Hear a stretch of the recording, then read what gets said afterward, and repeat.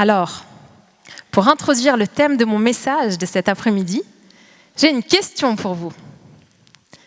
Quelle est la personne dont vous appréciez le plus la présence ? Est-ce que c'est votre conjoint ? Est-ce que c'est votre enfant ? Un ami ? Peut-être un collègue, un cousin, je ne sais pas. Et puis la deuxième question que j'ai pour vous, c'est pourquoi est-ce que vous aimez cette présence ? Est-ce que c'est une présence qui vous rassure, qui vous procure de la joie ? Nous sommes des êtres profondément relationnels et on a besoin d'être connectés les uns les autres.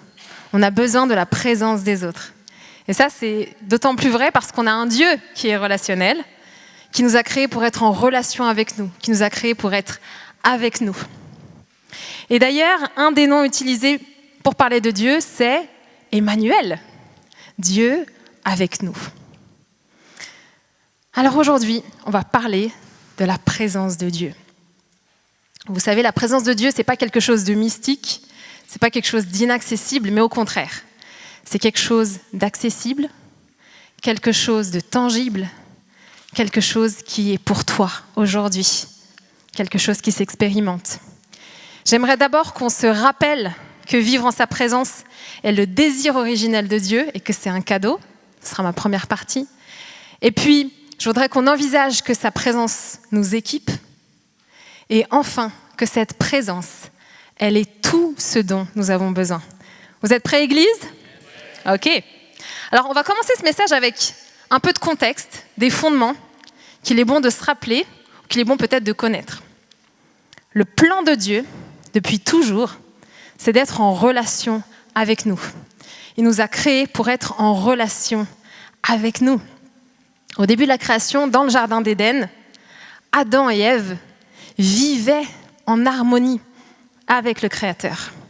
Ils avaient un plein accès à sa présence. Ils dialoguaient avec lui, nous dit la parole. Ils le rencontraient tous les jours dans ce jardin. Vous imaginez la proximité, un accès illimité à sa présence. Et puis, ils ont choisi l'indépendance. Ils ont choisi de décider par eux-mêmes ce qui était bon de ce qui n'était pas bon. Ils ont eux-mêmes choisi leur standard de vie. Et donc, ce n'était plus possible d'être dans la présence de Dieu. Pourquoi ? Parce qu'il y a des standards pour être dans la présence de Dieu. Il y a la sainteté. La sainteté, ça veut dire quoi ? Ça veut dire la mise à part. Et ça n'était plus possible à partir du moment où on a décidé, nous, de dire ce qui est bon ou ce qui n'est pas bon. Mais ça n'a pas arrêté Dieu dans son projet d'être en relation avec nous. Non, son projet, c'est toujours d'avoir une relation avec l'humanité. Et pour ça, il va créer un chemin nouveau. Il va choisir un peuple dans l'Ancien Testament. L'Ancien Testament, c'est la première partie de la Bible. Il va choisir un peuple qui s'appelle Israël. Et il va montrer le chemin de sa présence au milieu du chaos de ce monde. Et ce peuple, il va être enseigné par Dieu pour savoir comment accéder à nouveau à sa présence. Et sa présence, elle réside dans un endroit bien particulier, la tente de la rencontre, qui ensuite va devenir un temple. Cette tente de la rencontre, Dieu s'y présentait au moyen d'une nuée ou au moyen d'un feu. Et dans cette tente, il y avait un lieu qu'on appelait le Saint des Saints, où la présence de Dieu demeurait. Et ce lieu-là, il était séparé par un voile. Il n'y avait que quelques personnes qui pouvaient accéder à ce lieu. C'était des personnes qui étaient choisies par Dieu. C'était des personnes qui étaient consacrées par lui, qui suivaient rigoureusement des rituels, des sacrifices pour pouvoir s'approcher de lui sans faire de faute. Et une fois par an seulement, elles pouvaient entrer derrière le voile, dans le Saint des Saints, pour accéder à la présence de Dieu. Vous imaginez ça ? Pendant des années et des années et des années, rechercher la présence de Dieu, mais ne pouvoir l'entrevoir que derrière un voile. J'ai une bonne nouvelle pour nous aujourd'hui. Nous avons à nouveau accès à la présence de Dieu. Cette présence est d'un accès illimité. Pourquoi ? Parce que Jésus est venu, il a vécu une vie parfaite, il est mort, il est ressuscité pour nous donner un accès à nouveau illimité au Père. Et on lit dans la parole que tout ce que je viens de vous raconter en Hébreux 9:9, c'est une illustration pour le temps présent. Elle signifie que les dons, les sacrifices présentés, donc tout ce qui se faisait à la rituelle à l'époque, ne peuvent pas rendre parfait sur le plan de la conscience celui qui prend part à ce culte. Alors vous allez me dire, ok, mais à quoi ça servait ? En fait, c'était une illustration pour nous montrer que sans Jésus, on ne pouvait pas vraiment accéder à la présence de Dieu. Il nous fallait ce sacrifice parfait. Il nous fallait cet accès nouveau.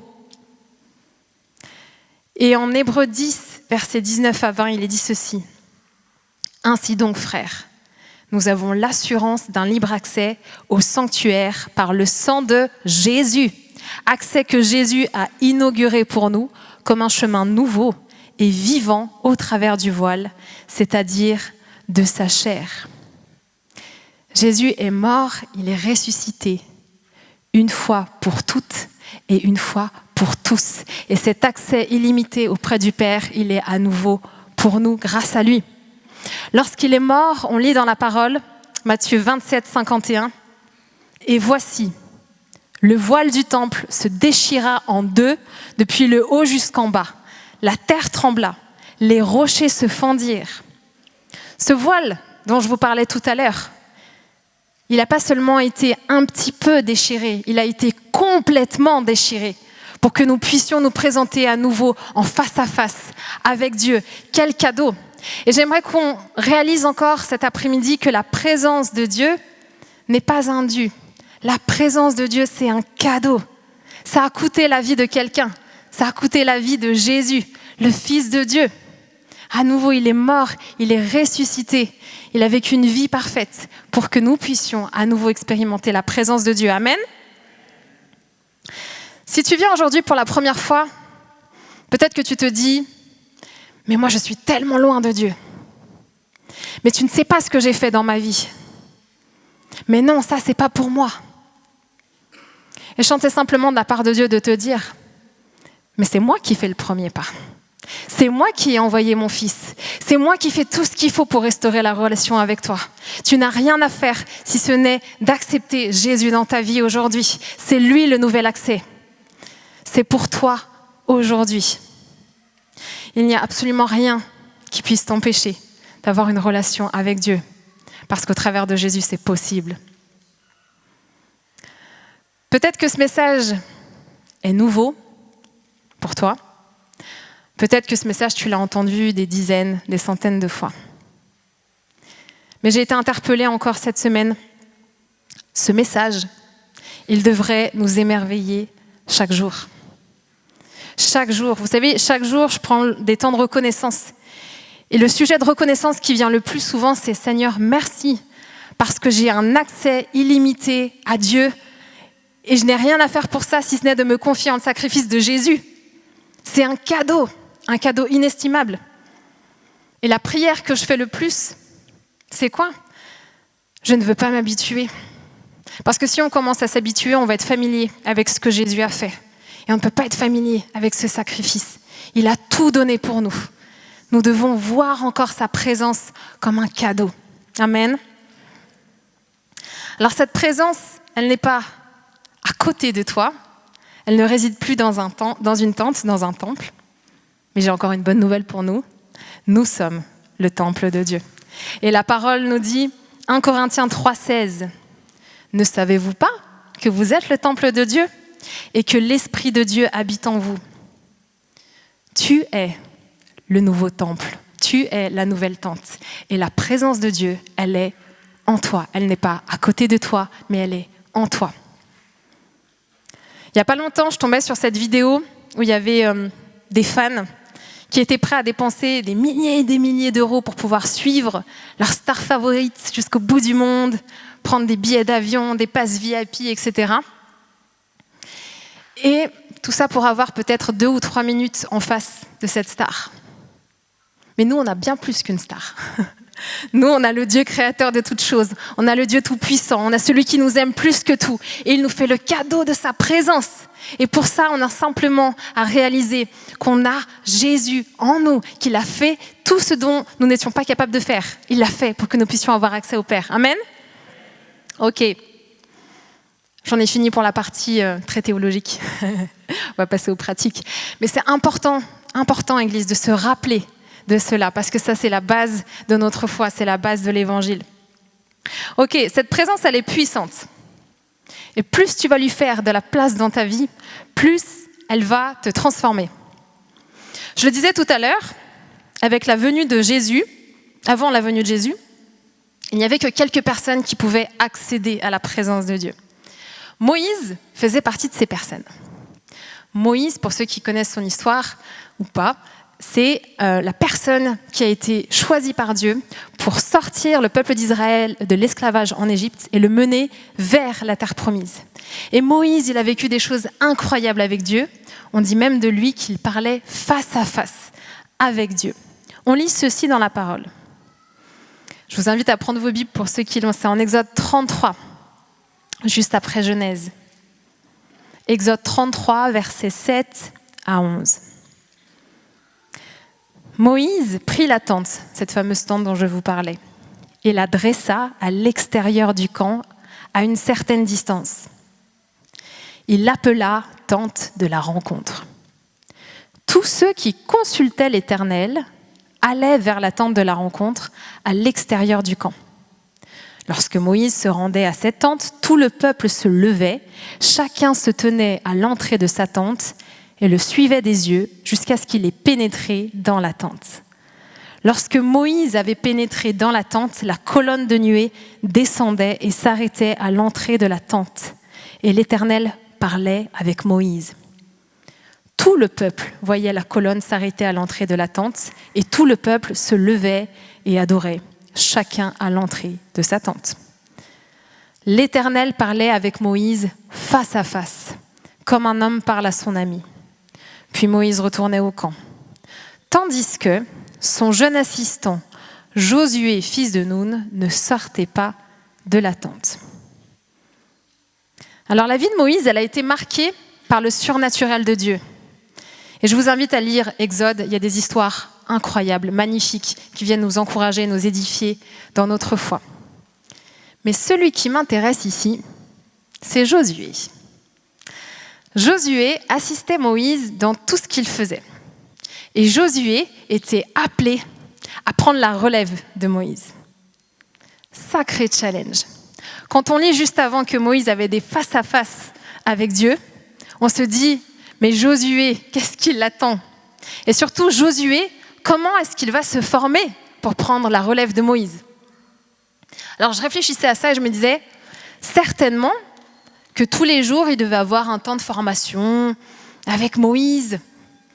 Bien carré la formation, il ne faut pas dépasser ni à droite ni à gauche. Mais en fait, à aucun moment dans la parole, il nous est parlé de ça, à part à la fin de la vie de Moïse, où il est dit qu'il lui donne quelques directives. Alors, quelle était la formation de Josué ? Tout est dans la parole. On l'a lu ensemble, Exode 33, 11. Puis Moïse retournait au camp, tandis que son jeune assistant Josué, fils de Nun, ne sortait pas de la tente. Josué ne sortait pas de la tente. Josué continuait de rester dans la présence de Dieu, de chercher cette présence. C'était ça sa formation, tous les jours, dans la présence de Dieu, à chercher sa face plus que tout. C'est ça qui l'a équipé pour la mission que Dieu lui donnait. Vous savez, je peux que vous recommander de faire une école biblique, une école de disciples. À titre personnel, ça a vraiment changé ma vie. Mais une école biblique, une école disciple, ça dure 1 an. Alors qu'est-ce qui se passe au bout d'1 an ? On revient, on est parfait, on n'a plus besoin de formation, on a une formation pour toute la vie. Ou alors on se dit, oula, il y a du travail, je vais repartir pour 2 ans, 3 ans, 5 ans. Ça dépend un peu de l'État. Hein. Non. En fait, on a une formation de tous les jours. Et cette formation, c'est quoi ? C'est passer du temps dans la parole. Être dans la présence de Dieu, pardon. Mais dans la parole aussi. C'est être dans sa présence. C'est être dans le silence. C'est chercher sa face. C'est être dans la parole, être dans la louange. C'est ça qui va transformer nos cœurs. Amen. C'est ça notre rendez-vous quotidien. La présence de Dieu. Peut-être que Dieu te montre des choses pour lesquelles tu ne te sens pas équipé. Tu te dis, mais non, je ne suis pas prêt. Mais je te rassure, certainement que Josué non plus. Il ne se sentait pas prêt. Il ne se sentait pas équipé. Mais qu'est-ce qui l'a équipé? La présence de Dieu, jour après jour, de se tenir devant lui, de recevoir les directives, de peut-être simplement rester derrière ce voile et de dire « Je m'attends à toi. Je m'attends à toi. » La présence de Dieu, ce n'est pas quelque chose qu'on attend, mais c'est quelque chose qu'on recherche. Ça demande d'être actif. Et je crois que le temps, c'est l'une des ressources les plus précieuses qui nous a été données sur Terre. Si on regarde l'agenda de quelqu'un, on peut facilement connaître ses priorités, n'est-ce pas? Parfois, tu auras peut-être l'impression que passer du temps avec Dieu, c'est pas rentable. Et j'entends encore parfois des personnes qui me disent « Ouais, mais moi je lis ma parole, mais tu vois ce verset-là, ça me parle pas. Quand je lis les chroniques, ça me parle pas. Quand je suis dans la présence de Dieu, j'attends, mais il se passe rien. » Mais en fait, la présence de Dieu, elle n'est pas pour nous. Il ne s'agit pas de nous, il s'agit de lui. On se place dans sa présence, pourquoi? Parce qu'on le désire lui, parce qu'on veut aller plus loin avec lui, parce qu'on veut le connaître intimement et personnellement. Donc ce n'est pas destiné à notre bien-être, mais c'est destiné à lui rendre gloire. Amen, on veut se tenir dans sa présence. Et la présence de Dieu, elle ne s'étudie pas, mais elle s'expérimente. Je suis quelqu'un qui aime étudier, j'aime étudier la parole plus que tout. Mais s'il y a bien une chose que j'ai étudiée, c'est que la présence de Dieu ne s'étudie pas, elle s'expérimente. Et nous devons être au rendez-vous pour recevoir cette présence, pour pouvoir la vivre. Et quand tu es au contact de cette présence, tu es changé. Vous savez, il y a ce petit dicton qui dit « Montre-moi tes amis, je te dirai qui tu es ». En fait, la réalité, c'est que plus tu vas passer du temps avec quelqu'un, plus tu vas commencer à penser comme cette personne, à parler comme cette personne, à agir comme cette personne. Donc si on passe du temps dans la présence de Dieu, si on passe du temps à ses pieds, on va commencer à penser comme lui, on va commencer à parler comme lui, on va commencer à agir comme lui. Cette présence va nous former, va nous transformer. Amen? Ok. On ne devrait pas être les mêmes personnes quand on passe du temps dans la présence de Dieu. Ça nous transforme. Et cette semaine, en préparant ce message, j'avais cette phrase qui est venue pour moi sur mon cœur à titre personnel, mais je crois qu'elle est aussi pour d'autres. C'est un encouragement. Ce n'est pas en te changeant que tu seras plus proche de moi, mais c'est en étant plus proche de moi que tu seras changé. Et je vais le dire à nouveau, ce n'est pas en te changeant que tu seras plus proche de moi, mais c'est en étant plus proche de moi que tu seras changé. Si vous arrivez à des moments dans votre vie où vous vous dites « Seigneur, change tout !» Change tout, fais quelque chose, j'en peux plus de moi. Je vous rassure, vous êtes sur le bon chemin. Mais la solution, c'est pas de vous changer vous-même, c'est d'arriver au pied de Dieu et le laisser vous transformer dans sa présence. Donc c'est le temps que Josué a passé dans la présence de Dieu qui l'a équipé. Et c'est le temps que tu passes dans la présence de Dieu qui t'équipe. Qu'est-ce qui va accompagner Josué dans sa mission sur terre? On le lit dans Josué 1, verset 5 et verset 9. Dieu parle à Josué et lui dit « Personne ne pourra te résister tant que tu vivras.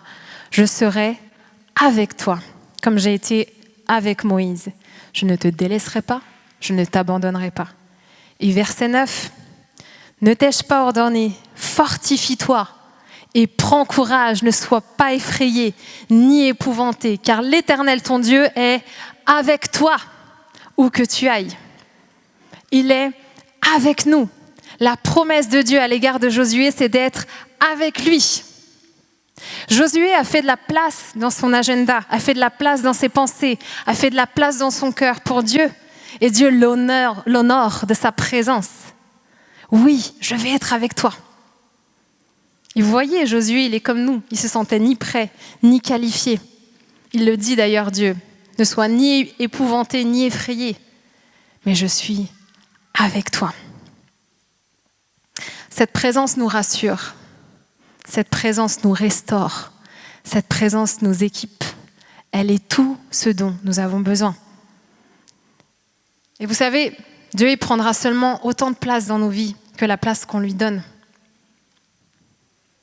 Alors faisons de la place pour cette présence qui nous transforme, qui nous fait du bien.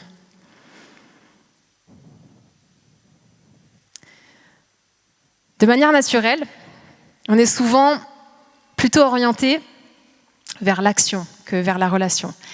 Et souvent, dans notre relation avec Dieu, c'est un peu pareil. On recherche plus facilement son action que sa présence. Je vais vous donner un exemple. Suite à la naissance de notre fils, Axel, on a eu quelques complications. Donc on a passé quelques semaines à l'hôpital cet été. Et quand on pensait qu'il était tiré d'affaire, rebelote, une récidive. Le coquin. Il nous en a fait voir de toutes les couleurs. Et j'étais dans ce fameux moment où tu demandes des choses à Dieu et l'inverse se passe. Seigneur, je prie que ce ne soit pas une récidive. C'est une récidive. Seigneur, je prie qu'il n'y ait pas de complications. Il y a des complications. Seigneur, je prie qu'il n'y ait pas d'anesthésie générale. Il n'y a pas eu 2, il y a eu 3 anesthésies générales. Et là, j'ai dit, ok, j'arrête de prier comme ça. J'arrête pas de prier définitivement, mais j'arrête de prier comme ça. J'arrête de prier pour les circonstances. Seigneur, je te fais confiance. Je fais confiance que ces circonstances-là, je ne peux pas les contrôler, mais toi, tu es au contrôle. Par contre, je crois que tout ça, là, c'est pas pour rien. Je crois que tout ça, c'est pas en vain. Je crois que tu as quelque chose à m'enseigner et je veux le recevoir. Et je dis ça, mais en même temps, j'étais très en colère. Et je boudais un peu Dieu. Ça vous arrive, vous boudez Dieu? Non. Il n'y a que moi. J'ai besoin encore de sanctification. Vous voyez, hein, l'école biblique, ça ne suffit pas. Donc, qu'est-ce que je fais? Après la 3e anesthésie générale, je prends une pause et je vais dans ce hall de l'hôpital et je m'assois. Et je sens le soleil qui me tape fort sur la tête et je vois mon ombre par terre. Et je sens le Saint-Esprit qui me dit que tu le veuilles ou non, le soleil brille sur toi, que tu regardes à moi ou non, je suis avec toi. Et ça, c'est pour vous, c'est pour toi aujourd'hui, que tu le veuilles ou non. Dieu, il est avec toi. Donc la question, c'est pas est-ce qu'il va être avec toi, mais est-ce que tu vas être sensible à sa présence? Est-ce que tu vas marcher avec lui? Parce que lui, il marche à tes côtés. Église, sa présence, elle est suffisante. Elle est tout ce dont nous avons besoin. Bien des fois, on vient devant lui et on dit « Seigneur, je veux te voir à l'œuvre. » Bien sûr, pour mon fils, je voulais le voir à l'œuvre. Je voulais témoigner de tout ce qu'il a fait, et il l'a fait. Mais je témoigne davantage d'une chose, de sa présence. Parce que dans les moments-là, oui, ça aurait été merveilleux. Ah, pas besoin d'anesthésie générale. Ah non, vous inquiétez pas, c'est pas une récidive, vous pouvez rentrer à la maison. Ça aurait été magnifique. Mais là, je peux témoigner de la présence de Dieu. Et je peux vous témoigner qu'elle est vraiment tout ce dont nous avons besoin. Qu'elle est la ressource la plus précieuse que nous ayons sur cette terre. Et bien sûr qu'on va goûter aussi à sa main, à son œuvre, à sa victoire triomphante dans nos vies. Mais le plus important, c'est qu'il soit avec nous, qu'il soit en nous, qu'il nous accompagne dans toutes les choses par lesquelles nous passons sur cette terre.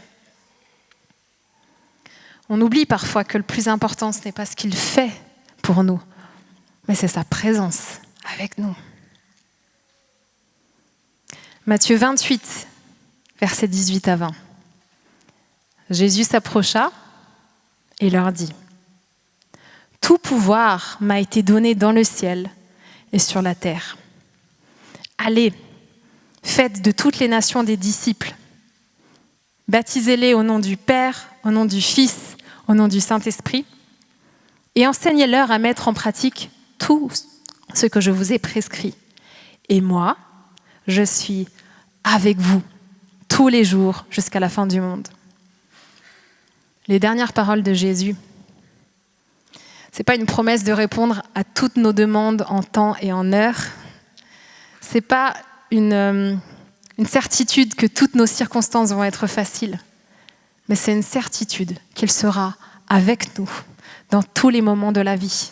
Et que cette présence, elle est tout ce dont nous avons besoin. Alors je nous mets au défi aussi dans nos situations difficiles.